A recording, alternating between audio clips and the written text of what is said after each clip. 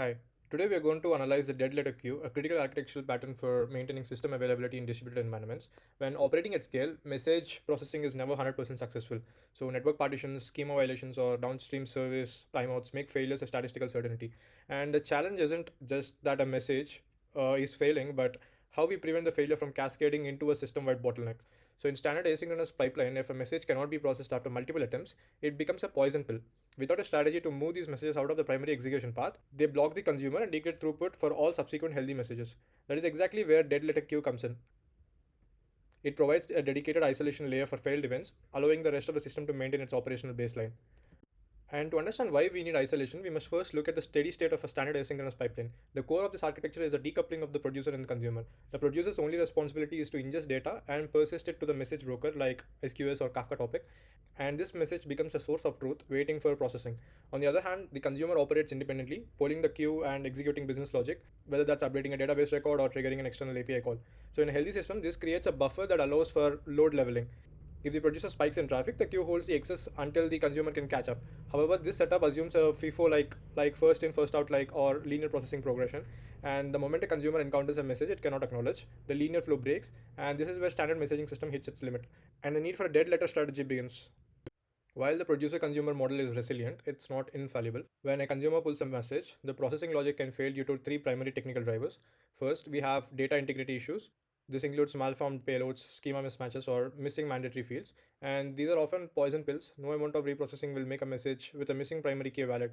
And second, there are downstream dependencies. If the consumer relies on a third party API or a database that is currently experiencing a timeout or a 503 service unavailable error, the message processing will fail despite the data being perfectly valid. Finally, there are internal consumer errors such as unhandled exceptions or memory leaks within the service logic itself. At this point, the system reaches a decision gate. If the consumer simply nags, that means negative acknowledgement. So if the consumer simply nags the message, the broker will immediately redeliver it. If the error is permanent, we enter an infinite loop that wastes compute resources and stalls the pipeline. The system must now implement a strategy to differentiate between a temporary glitch and a terminal failure. And obviously, when a processing failure is detected, the standard protocol is to initiate a retry policy. The underlying assumption is that the failure is transient. Perhaps a network packet was dropped or a downstream database was momentarily locked. And in these cases, a simple redelivery of the messages can resolve the issue without any manual intervention. And most sophisticated systems don't just retry immediately, they implement exponential backoff. This means we increase the delay between each attempt, for example, waiting 1 second, then 10 seconds, then 60 seconds. So this gives the failing downstream dependency time to recover and prevents the consumer from contributing to a retry storm, where thousands of instances are hammering a recovering service simultaneously. However, there is a hard limit to the utility of this particular approach. We define a max delivery attempts threshold. So once the system reaches this limit, say the fifth or the 10th failed attempt, we have mathematically moved past the point of transient failure and into the realm of permanent failure. At this stage, continued retries stop being a solution and start becoming a liability to the system's overall health. And also, if we allow retries to continue indefinitely without a termination strategy, we introduce severe architectural instability. This is often called a poison pill scenario. First, there is the issue of resource exhaustion. Every retry consumes CPU cycles, memory, and I/O on the consumer service. If 10% of your traffic is stuck in an infinite retry loop, you effectively lose 10% of your compute capacity to work that will never actually succeed, right? And second, we see head of the line blocking and queue congestion. So most messaging systems are designed for high throughput. When a consumer is occupied with a failing message, it cannot pull the next good message from the broker. As these bad messages accumulate at the front of the line, your processing latency spikes, and back pressure can eventually cause a source queue to hit the storage limit or even crash the broker. This is a dangerous state for any production environment. We are no longer just failing to process one order, we are actively degrading the health of the entire distributed system. To maintain the liveness property of our application, we must have a mechanism to eject these messages from the main execution path. And that's where dead letter queue comes in. So the dead letter queue or the DLQ is the architecture solution to the poison pill problem. It acts as a side channel or a quarantine zone. Technically, it's like a standard queue, identical in structure to your primary queue, but its purpose is strictly limited to holding unprocessable events. The movement of message from the main queue to the DLQ is governed by redrive policy, and this policy defines the exact threshold of failure, the maximum receive count, for example. Once the consumer exceeds this count, the broker atomically moves the message to the DLQ and acknowledges it on the primary queue. This atomic move is crucial because it ensures that the message is never lost, but it is simultaneously removed from the primary execution path. By isolating these messages, we achieve two things. First, we restore the liveness of our main consumer, allowing it to immediately begin processing the next valid messages in the stack. And second, we preserve the state and payload of the failed message in a low priority environment. This isolation ensures that a localized data error does not escalate into a global system blockage, keeping the main flow healthy and performant.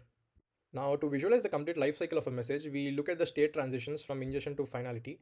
The process begins with the producer successfully persisting a message into the source queue. The consumer enters a loop, it pulls the message and attempts execution. If the processing logic returns a success code, the consumer sends an acknowledgement to the broker and the message is deleted from the source. This is the most optimal path that we have. However, if an exception is thrown, the system triggers the retry logic we discussed and the message is returned to the queue, often with a visibility timeout to be picked up again. So this cycle repeats until the metadata attached to the message reaches the delivery count limit. At this terminal state, the broker executes a redrive. So instead of the message being discarded, it is routed to the DLQ. Crucially, the broker treats this as a successful removal from the primary queue. This transition ensures that even if a message fails its business logic, the system's infrastructure has successfully fulfilled its duty of reliable delivery by moving the failed state to a persistent storage area for later analysis. And also, to put this into a production context, consider a high traffic event like a flash sale. In this scenario, the system is ingesting around 10,000 order events into a primary processing queue. If one of those orders contains a poison pill, such as corrupted address string that causes the validation logic to crash, the behavior of the queue without a DLQ is obviously catastrophic, right? So in a standard retry loop without isolation, the consumer instance would repeatedly pull that corrupted order, fail, and return it to the front of the queue. This results in a head of the line blocking because the consumer is pinned to the failing message. The remaining 9,999 valid orders sit idle in the buffer, causing end-to-end latency to spike and potentially leading to a timeout at the checkout layer for the end users. With a dead letter queue implemented, the system maintains its liveness. After the corrupted order hits its retry limit, the broker ejects it into the DLQ. This atomic operation unblocks the consumer immediately. The result is that 99.99% of the traffic continues to flow at peak throughput, while the 0.01% of the failed data is captured in a persistent, isolated state. And this ensures that a single data anomaly cannot degrade the performance of the entire e-commerce pipeline.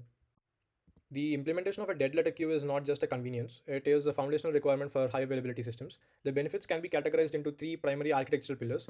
First is that the preservation of throughput. By preventing head of the line blocking, a DLQ ensures that the system's liveness is never compromised by malformed data.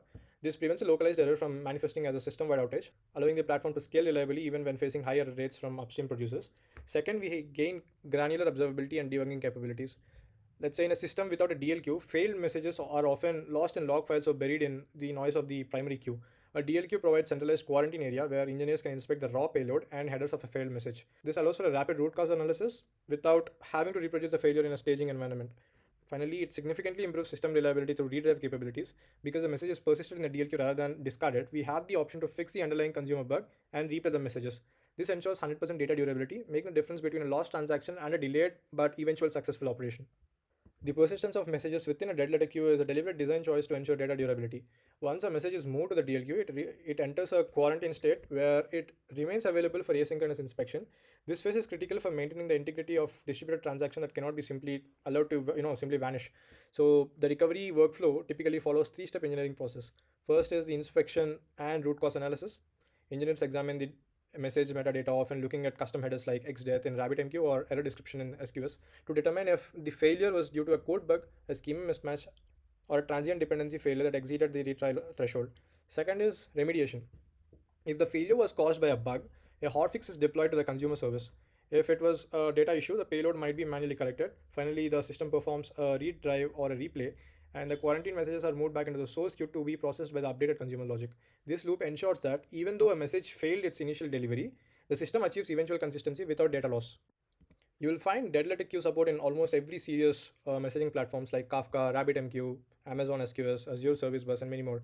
In one sentence, a dead letter queue protects your system by isolating bad messages while allowing good messages to keep flowing. It's a small architectural idea with a massive real world impact.